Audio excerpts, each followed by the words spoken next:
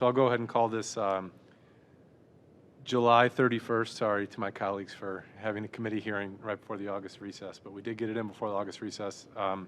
Public Safety Committee to order. The first order of business is the review and approval of the June 20th, 2023 Public Safety Committee meeting minute. Public Safety Committee meeting minutes. Sorry, I was. Is there a motion to approve those minutes? I'll move to approve the minutes. Is there a second? All in favor, say aye. Aye. Aye. Those minutes are passed. And then we'll move on to the only agenda item tonight, which is a communication from myself, Councilman Bullock, Councilman Schackner, back in October of 2022, and we've had, well, Tom has just messaged me. He says he's in, so he's apparently listening. And then we introduced that, that communication back in October of 2022. And then in November of 2022, we had a Public Safety Committee meeting about it, where we went over just the communication in general, and then discussion of some stats and some collaboration with the administration, discussion of trends, but then also, ways in which we could potentially have solutions to this, which included overtime special enforcement detail with the Lakewood Police Department, potentially traffic cameras in school zones.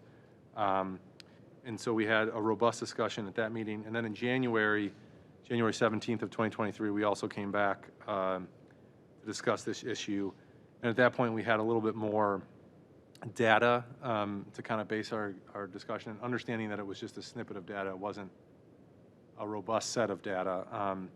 And some of that data particularly focused on Lincoln and Emerson and some of the speed trends particularly during school hours.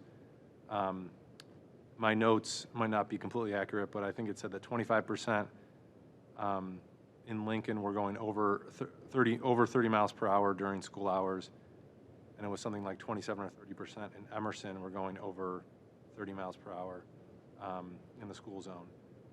And then Chief Kowchuk also discussed some of the overtime detail that the police department thankfully ramped up during that time. And so now, as we've kind of had a little bit more time to look at the issue, as I understand it as well, the police department has been more staffed up, and they had that overtime detail basically from January through May, so through the school year. And I've been told that they intend to do that again starting in August through December for the first semester. And then we also worked with the law department to understand a little bit more some of the legal constraints and practical constraints to potentially having traffic cameras in school zones.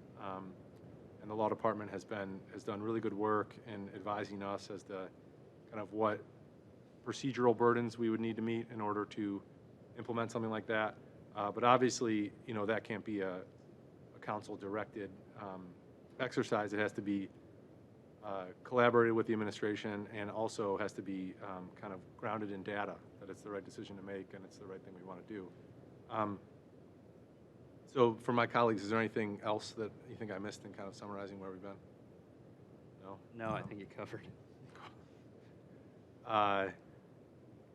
So I guess at this point, Director Vargo and I had a pretty good discussion today, and I think from a practical level, it'd be helpful to hear from the administration, both from some of the data that we've had from the police department on kind of speed enforcement generally, not just in school zones, but over this calendar year in 2023. As I understand, we have more officers on the road.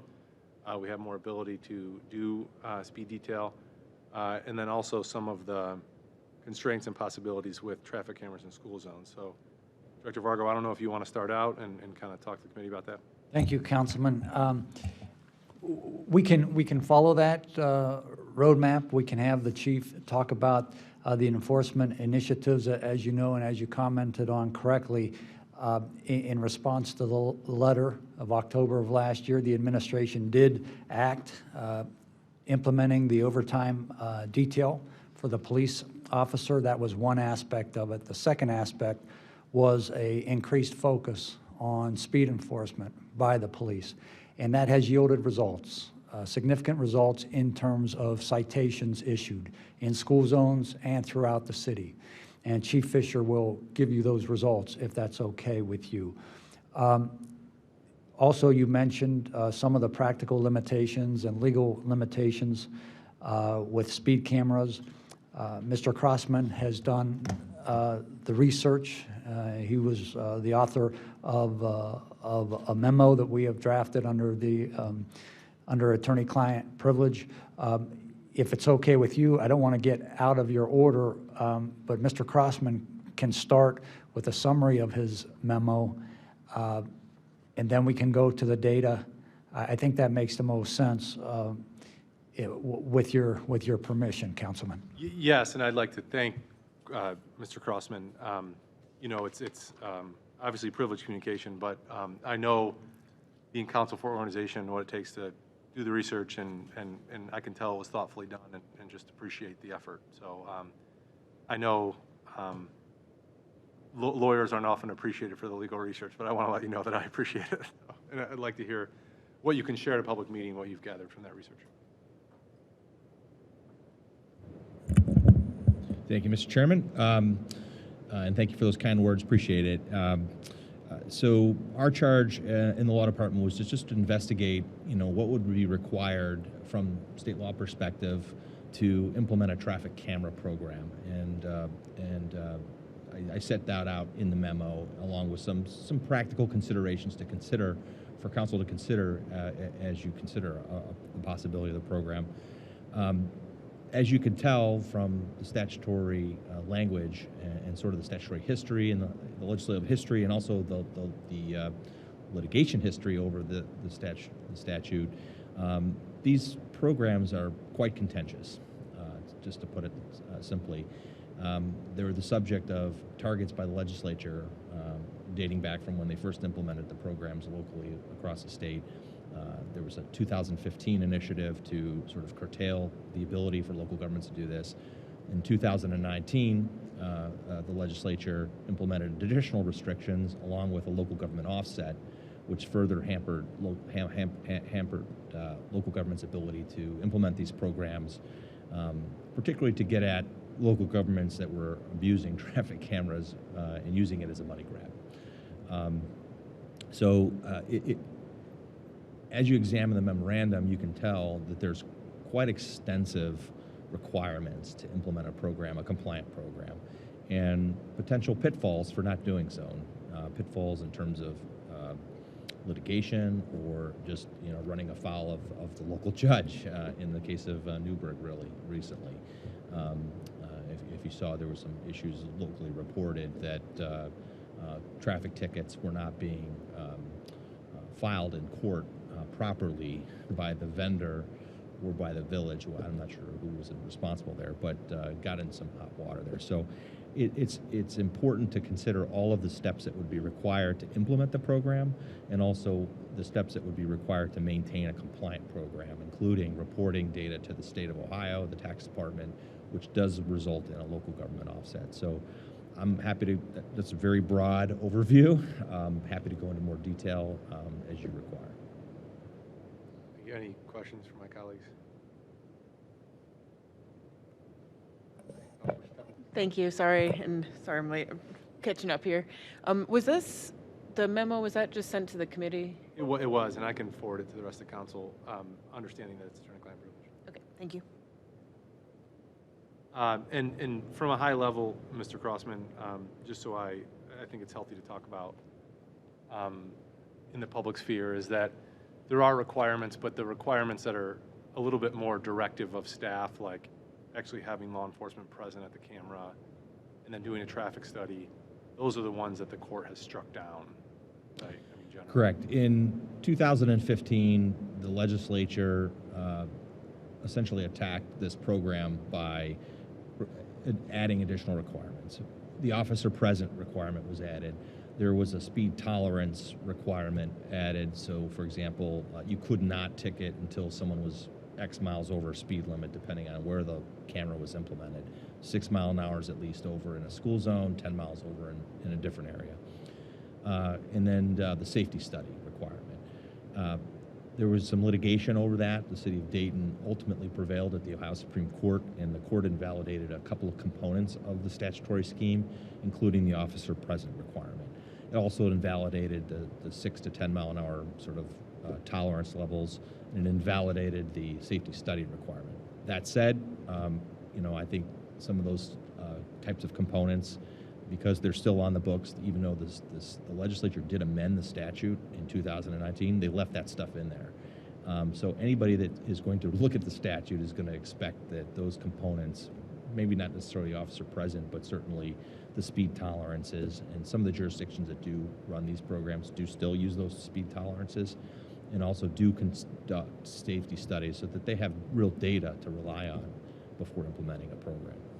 And I also, from a statutory structure, it does seem to be that they have a little, the General Assembly might have a little bit of soft spot for school zones as opposed to general traffic cameras. They do put them in somewhat of a separate category in the sense that it doesn't dock your local government fund completely. It does it in a weird way where you have to pay it to them and then they pay it back to you in a school safety fund. Is that? That's correct, Chairman. The state offset to local government funds is completely, it encompasses regardless of where you put the cameras. There's going to be an offset. If it's only implemented in school zones, the state does sort of reimburse the dollars from a separate pile of money with strings attached. Any dollars that you received have to be related to school safety purposes. So, for example, if you lose $100,000 of local government offset, you're going to get those dollars back from the state tax director with strings attached. Some jurisdictions have accounted for that by recharacterizing funds in their general funds and having that pre-cleared with the state auditor before doing so to make sure that that is compliant with what the state requires. As I understand it, that's what the current state auditor allows. Obviously, that adds some variability depending on who's the state auditor going forward. Change in administration could result in change of policy. So, and of course, at any time, given the legislative history on this program, the state legislature might just simply forego that reimbursement of those state dollars at some point anyway. So, again, I think I mentioned in the memo that this has been a frequent target both of litigation and legislation. And even this year in the state transportation budget, I'll note that they put further restrictions on the use of these types of programs in counties and townships by requiring that they be handheld. So again, kind of negating the ability to really automatically enforce speed by cameras. Yeah, it's, for a state legislator that likes local control, they sure like to direct things from the state level to local governments often. But that's not the point of this committee hearing. But I appreciate all the work, and I think it's good to think about, right? I mean, it's a tool, but it's a tool that's not without practical, legal, and real-world challenges, including the perception of them, which I think, to your point that you made earlier, Mr. Crossman, a lot of people think it's a money grab. But I do think one of the links, and it's not attorney-client privilege protected, but you link to a CDC study on traffic cameras. And the CDC has data that shows that it reduces speeds, and particularly in school zones, speeds, crashes that cause fatalities, and accidents. So there is, what I will say, that it's a tool that can be used inappropriately, but it's a tool that also can be used appropriately in certain instances. And, it's one that I'm glad that we have at our disposal if we continue to go through, the next couple months here and don't see any appreciable changes.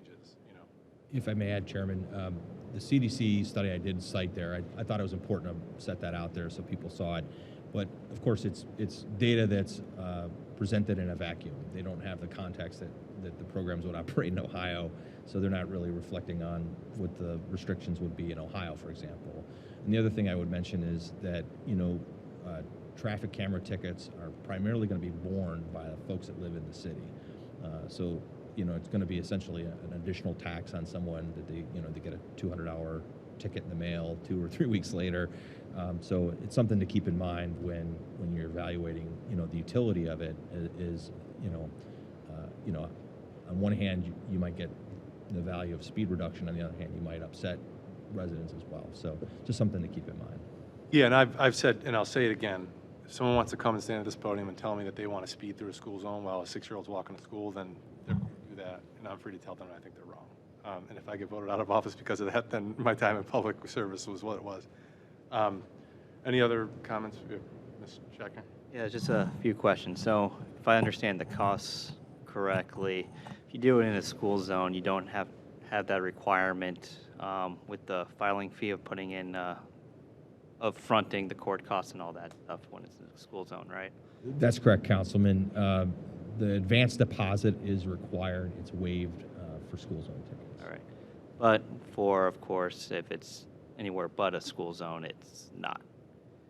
That's correct. And that doesn't get, you can't get that back with court cost or whatever with, it's not even a guilty fine because it's a civil fine, right? Yeah, the tickets are civil in this case. They're not criminal, so there's no points awarded on someone's license or anything like that. And also, yeah, it's a finding of liability rather than a guilty finding. I know to us lawyers that's a distinction that probably is not much of a difference to ordinary folks, but yes, the advance deposits are required for all tickets being filed with the court that are not school zone related, and you do not get the court costs back. The city does not get those fees recovered. In a school zone, they would.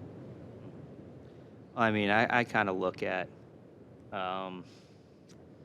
traffic cameras, kind of the same way I look at parking meters a bit, that I don't, purpose isn't revenue generating, even though that seems like what it is at the outset. Parking meters are for making sure parking spaces get used and transferred and they cycle through so people don't stay there all day. And traffic cameras are so, our officers, patrolling, it's tough to get enough people to do speed detail. I know we do it, and at times we pay a premium to do it during peak times. But I see it as another tool in a toolbox to kind of alert people that you need to slow down in Lakewood.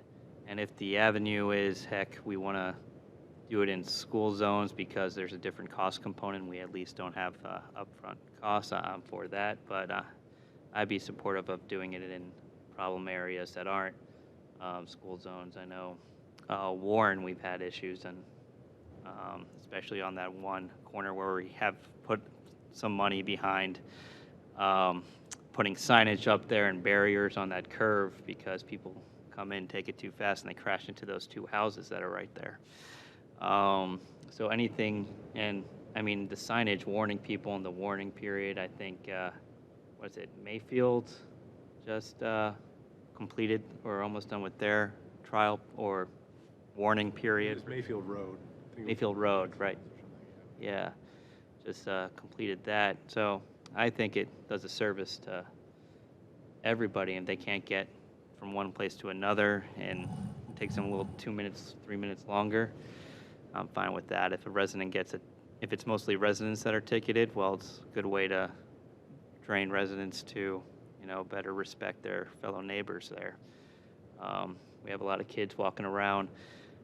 We have a lot of cross streets. Some streets are busier than others, but heck, we have a lot of long side streets that are all residential, that are pretty much thoroughfares to the nearest highway exit or entrance, and been seeing a lot of issues there. So I'm for traffic cameras. I'm for as many we can afford and as many places we can afford.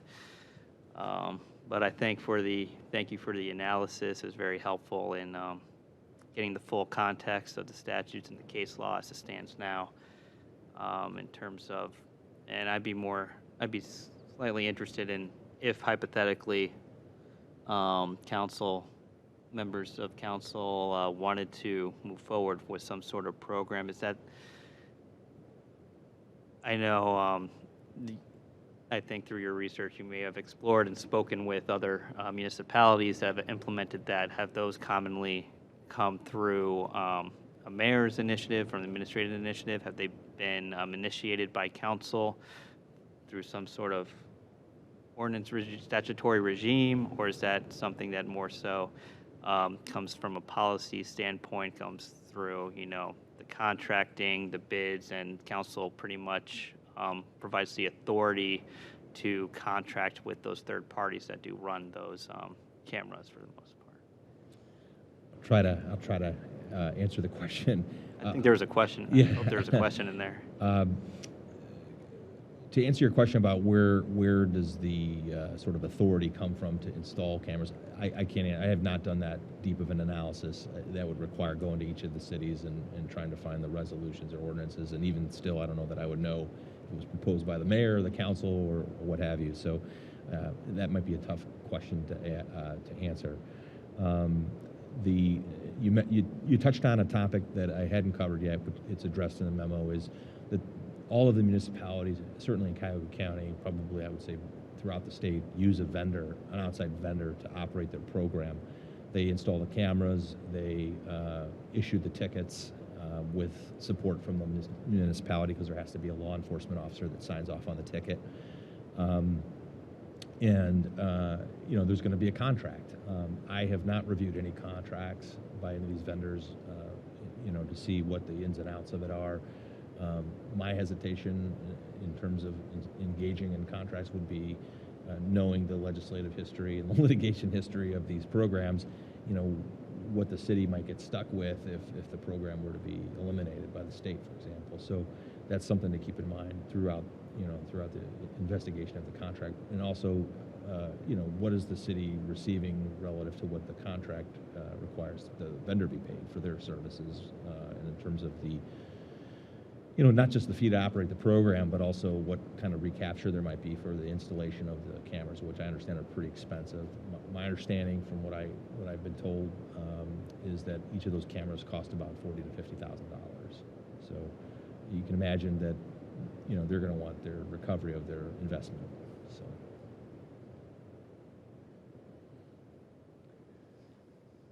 Thank you, Mr. Crossman. And I think Director Vargo indicated that. And are there any more questions for the Law Department? Councilwoman Marks?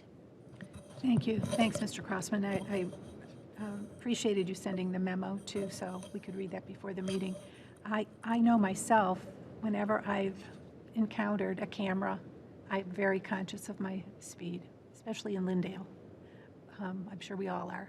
But I think with the amount of complaints that we have about speeding in the city, I think it's of value, certainly in the school zones, to invest in cameras. But I think in the main thoroughfares, the east-west routes, the major routes, I think it would be important too. So I would be in favor of this, for sure, if we could afford it. Councilwoman Keppel? Thank you. I don't know if there's a question for Mr. Crossman. Welcome, Mr. Crossman. This is the first time I've seen you in your new official duty, so nice to see you. I don't know if it's a question for you, but my question, you made a comment about the cost of the cameras. So the cameras would belong to the vendor, or they would belong to the city? Thank you, Council Member. I believe they would be, again, it would be determined by contract, but my understanding is that the vendor would own the devices. So I don't know, this may be Chief Kochek, I don't know, but whoever knows the answer. So the cameras that we have now, that are the city-owned cameras, yes, the flock cameras, is that what they're called? He's nodding. Okay, yes, thank you, Chief Kochek. Okay, so the flock cameras, because they have the capability to do like the license plates, and when we have an incident or something, we can pull up the video, but we're not actively surveilling typically. Is that correct? I will defer that Yes. question to the chief. Thank you, Councilperson Keppel. Yes, that's correct. We don't actively monitor unless there's a call for service of some sort. Okay. Do those cameras have the capability to detect speed or no? No, they're just license plate readers, and they're just surveillance cameras. And I think as I may have, and I apologize again if I missed this, but on the way in, I heard some Director Vargo giving some data. Was that regarding the new program we have up with more of the traffic showing what the speed, I don't know what the right term is, where it shows what speed you're going when you're driving? Thank you, Councilperson. That is, no, the data I was talking about are the actual citations issued by the police since January of this year. And Chief Fisher is going to present that data to the committee. It is critical to understand what is going on with the police and citations so that you can be informed. I mean, we all know nobody's in favor of speeding anywhere, school zone especially. We all know that. The question is, are speed cameras necessary?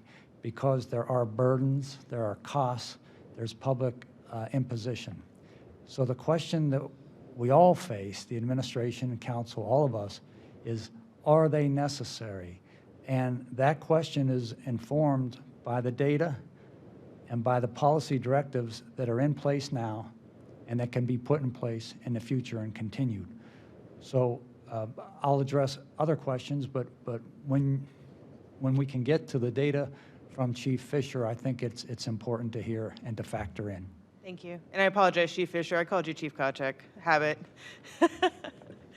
I caught that. I'll let it go. If I could follow up with, okay. And then the other question I had, so the program that we've started, because I've noticed more of the, what is the correct name for those, the speed? Speed monitors. Speed monitors that we use some of the ARPA funds for. It seems like there's more up now. I don't know if that program has actually, if we've purchased them or if I'm just seeing them more, if they're landing more in my neighborhood. From my understanding, they are not, the ARPA funds have not been expended on them yet, and I'm having lots of constituents call me and ask me why not. So, Okay. yeah. Okay, so maybe I'm just seeing them more in my neighborhood, which I hope is not a reflection on how I drive.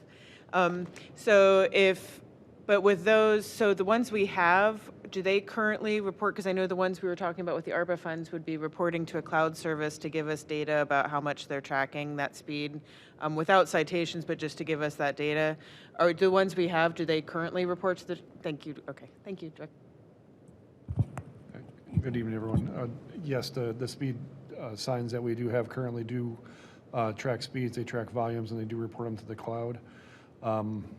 I don't know that they're as sophisticated as the stealth camera or the stealth radar that we utilize, but we can get a lot of the similar data sets out of them.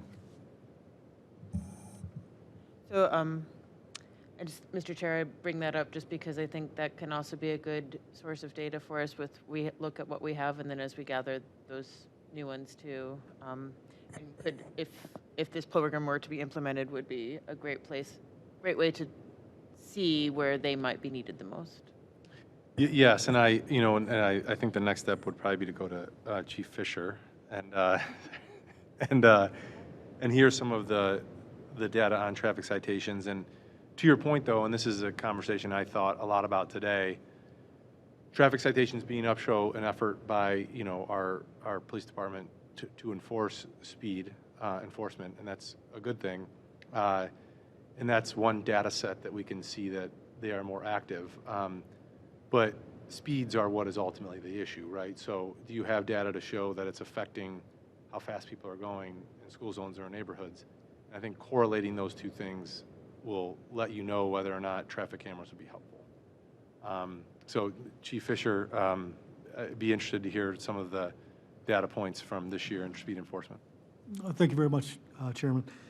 So to put in perspective this year's numbers, you kind of have to do a little bit of history. The last few years, obviously, was a perfect storm, starting in 2020 with the COVID pandemic.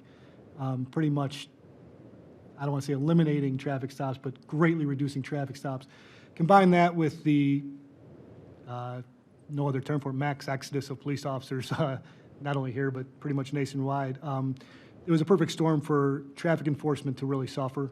I think that, being a resident here, the perception is reality. And growing up when I was a kid, obviously, when you drove through Lakewood, you didn't speed. There was nicknames for the cops. There was, we had a reputation that this is not a place you came to break the law in any way. And my goal as the new police chief is to get back that reputation. So the numbers that bear out now, so far this year, we have issued 491 speed citations. That is more than not only 2022, 2021, 2020, that's more than 2019 and 2018, which were pre-COVID, obviously, years. Speed issue, the speed issue is a priority, a big priority, especially on day shift, being that I do have kids in the schools as well. The total school zone citations issued are 171. We don't have the data to go back to those other years. We don't have total speed. The annual report only gives us total speed tickets. The total speed citations issued through our overtime detail was 81. It's a big number, especially considering the speed detail is only, I shouldn't say only, but school zones are only about an hour a day, in the morning and the afternoon. These details last 3 hours, but these are just strictly school zone tickets. The total number, total number of citations issued to the overtime detail was 81. The total school zone citations was 34. So the officers that were working this detail were obviously hitting the school zones and providing that service. These numbers are only going to go up. We are going to make it a priority to hit the school zones every day. The thing with the cameras, I understand definitely obviously the intent, but if you put a camera there, the police officer's not going to sit there. And putting cameras there is fine, but pulling over a car and getting something else out of it, driving under suspension, somebody driving without insurance, other crimes, we can't double up. So we can't have a police officer there and a camera. You can't double up on citations. So I just want to stress that, the officers that are doing this with every intention of doing the right thing and getting the speeders, but not only that, looking for other crimes as well. So it's just something to think about as well. Thank you, Chief Fisher. And I have a question, I'm sure my colleagues do too. And I just wanted to clarify. So it is your intention, it's already budgeted to do this overtime detail during school in this fall? Yes, sir, 100%. August through December or whatever? Yes, sir. Okay. Not only the detail, but my edict, if you will, if there's officers that are not on calls at the time on day shift, and we have, just a brief overview of the police department, we have 4 beats. And any given day, we usually have 7 to 8 cars, patrol cars on the road, not counting special operations. The 4 beat cars handle the calls for service in each beat, often overlapping each other. If they're not on calls, they will be in the school zones running radar. There's no, the guys made a joke about it, don't be in the station during happy hour because I'm going to be walking around making sure you're on the road. So the happy hour, what they call it, is the school hours. Morning session, afternoon session. There's going to be no tolerance for being in the station. If you're on the road and you're not on a call, you're going to be enforcing speed. Thank you. Any questions for Chief Fisher? No? And this is, I think, a good point, and I know Dave Boss isn't here, but I'm wondering, and it's a request I have, because I think these are great data points, and I really appreciate the administration, the police department, the law department, putting an effort towards this. It's important. I think it kind of, there's a lot of factors at play, just like in 2020, you had a lot of law enforcement coming up to retirement age, leaving, mass exodus. So that also creates now, I think it's nearly 25% of our department are new or nearly new officers. Closer to 40%, councilperson. I believe we have 40 officers with 3 years or less on. And that's presents challenges, but also presents incredible opportunities. So you have young officers who can be trained to do it the right way, and trained and not have bad habits, and also they're excited to get out there and enforce the law, which I see as it's showing up in some of these numbers. But I am interested if there's a way in which, sometime later this fall or early winter, we can come back and take some of the data we have from school zones that Dave Boss and the Planning Department and Director Leininger already have and correlate it to these increased enforcement trends to see if it's having an appreciable effect. Because if it's not, then in effect that's you know, it's a revenue generator without actually changing any habits. You know, from a speed enforcement standpoint, if people are still going fast in the same ways that they were going fast before we're doing this. And so and I'm mindful of the fact that speed on our streets, it's not, you can't ticket and arrest your way out of it. You can't traffic camera your way out of it. It's street design, it's law enforcement, it's all those things. You need to do all of them really well. But, you know, what I'm seeing it as, and I only can live my own lived experience, but, you know, when you're walking with a 6-year-old or a 7-year-old, you know, when you're 10 feet away from someone who's flying down the street, it's scary. And I just want to make sure that we are a unique school district, to talk about this all the time.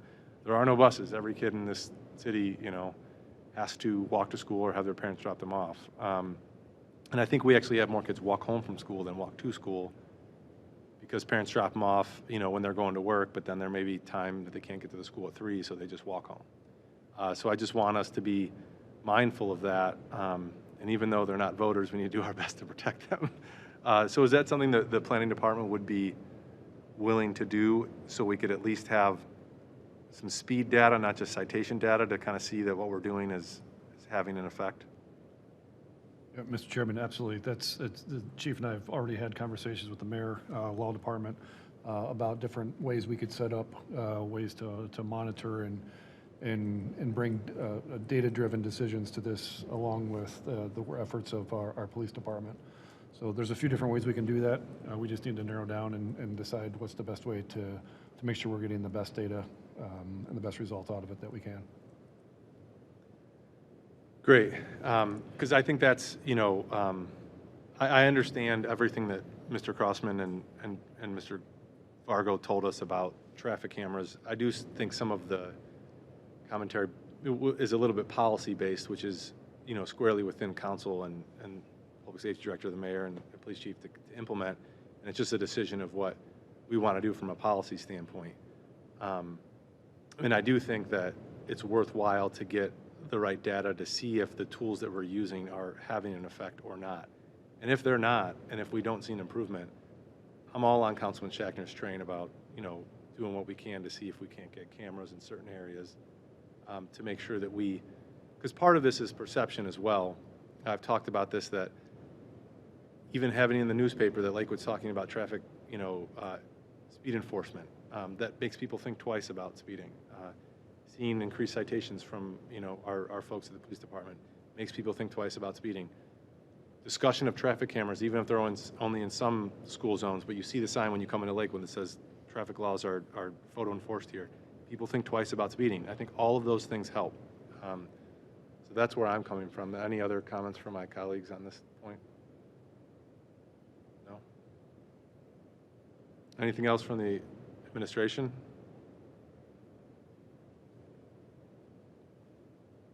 Can Councilman Bullock say anything? He said he's listening, so that's good. So I guess as the next course of action, you know, there are other public safety committee meetings I'm sure that'll happen between now and late fall, early winter. But I would like, and I'd be willing to meet with the planning department, police department, whomever else, to kind of help set up what framework we think would be helpful, and then have another public meeting, you know, sometime in November or December to go over the data and see if it's having any effect. And then we can evaluate our options going from there. But I do appreciate, I mean, it's clear that the administration has put a lot of thought and effort and time into this. You know, and I appreciate that, and I know the rest of the Public Safety Committee does as well. Any other thoughts? Hey, Councilman Baker. Yeah, there he is. Yeah, go ahead, Tom. I was double muted by the system. Thanks for the good discussion today to members of the committee and to the administration. A lot of good thoughts here. You know, I'm glad that you, Mr. Chairman, are convening a focused and detailed and ongoing inquiry into how we become more effective on responding to speed control. And I think you hit upon an important point, which is it's a total tool set that's going to make the difference. So it's not any one of these elements, but all of them together. And it's tough work because it never goes away. I'll say again what I've said several times. I'm of the opinion that our very thoughtful traffic calming program could do more good in more of the city if we were to actually proceed forward in more cases with speed control measures like speed humps. Seems to me that there's only a small proportion of those streets, given all the work and analysis and effort over now, it's got to be 5 or 8 years, and we have probably fewer than one street per year. That could be one tool. Some of the other tools discussed today could be another tool. I'm very glad that the administration is going to track all the data, and thank you, Chief Fisher, for your comments about taking a renewed approach to traffic safety and safety in the city. Appreciate it. Thank you, Councilman Bullock. And with that, if there's no other further business, I would encourage the public, anyone that's listening, probably not many people, but vote. August 8th, it's an election, people forget. Make sure you exercise your constitutional right to do so. Thank you, and if there's nothing else come before this committee, I'll adjourn the meeting. Thank you.